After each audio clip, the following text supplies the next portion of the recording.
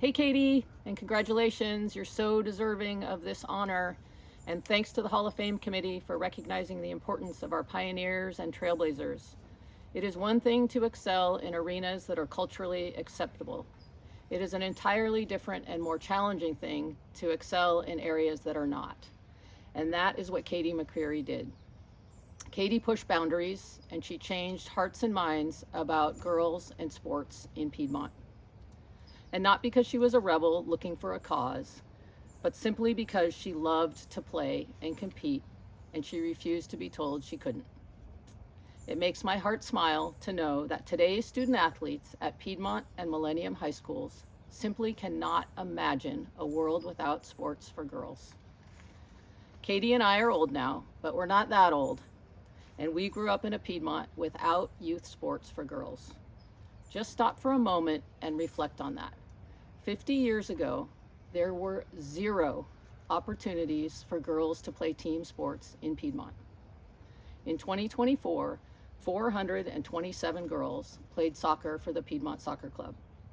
In 1974, 1 girl played soccer in Piedmont.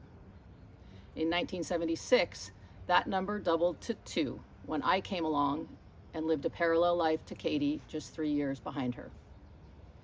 Piedmont, along with most of our country, was slow to embrace girls' sports and created teams reluctantly and only because the law mandated it.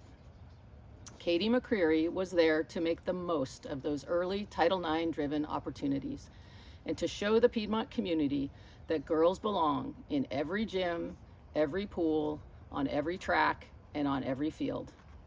The joy and skill that Catey brought to sports was infectious and undeniable. You could not watch Catey compete and think anything other than, yes, this is the right thing.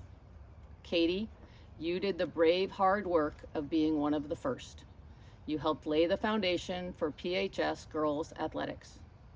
Every girl who has worn a Piedmont Highlanders uniform of any kind owes you a debt of gratitude for building the bridge that allowed them to play, to compete, to be league champions, NCS champions, and even state champions.